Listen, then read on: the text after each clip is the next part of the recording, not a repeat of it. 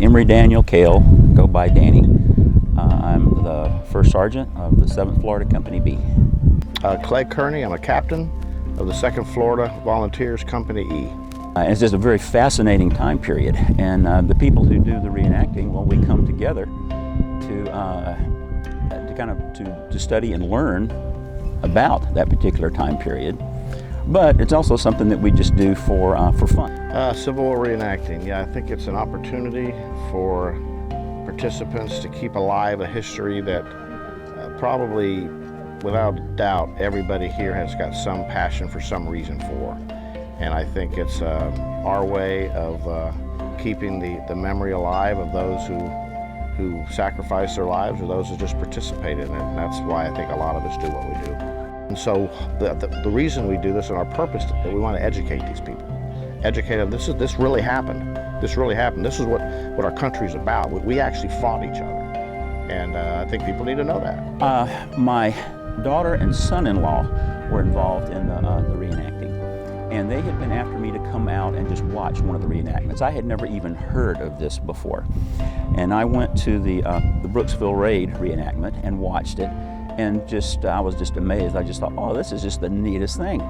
And then afterwards, when I went back to their camp and I was talking to their first sergeant, and he said, well, now if you're interested in trying this out, we have company gear and a musket, and we'll show you how to do it, and you can go out there with us. And I was throwing around, oh.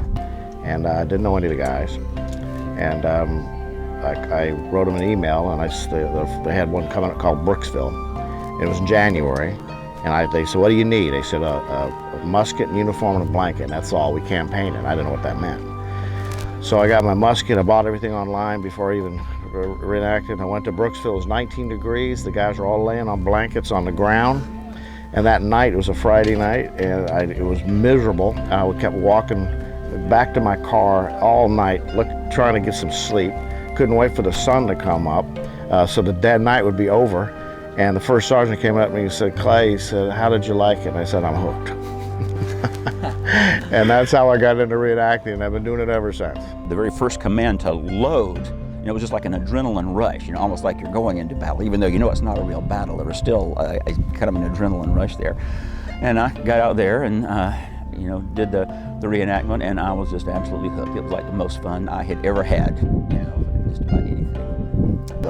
And I think it's the realism. I think it's not just the battles. The battles is a small part of it. I think the authenticity is important to keep me in the time era, and I think it's the realism that I like so much about it. So a lot of it is just the camaraderie of sitting around the campfire and sharing meals and just shooting the breeze with one another. So just going out and camping with your friends.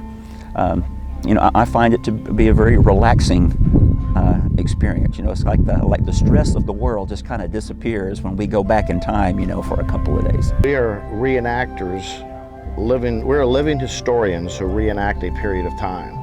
And we do that because we love history. There's a common denominator of everybody out here is everybody loves history. The socioeconomic levels are so diverse, it's crazy. You got people unemployed, you got doctors out here. In my unit, it's like this. But there's a common denominator. All of us here love history. And we love the Civil War history. We're mesmerized by that 4-year period of time. And what we do is we try to get as close to it as we can for 2 reasons. To keep the memory alive, but also to try to experience what they experienced. I didn't mention that earlier, but that's a big one. It's like we can never experience what they did. We can never get that far, but we can try.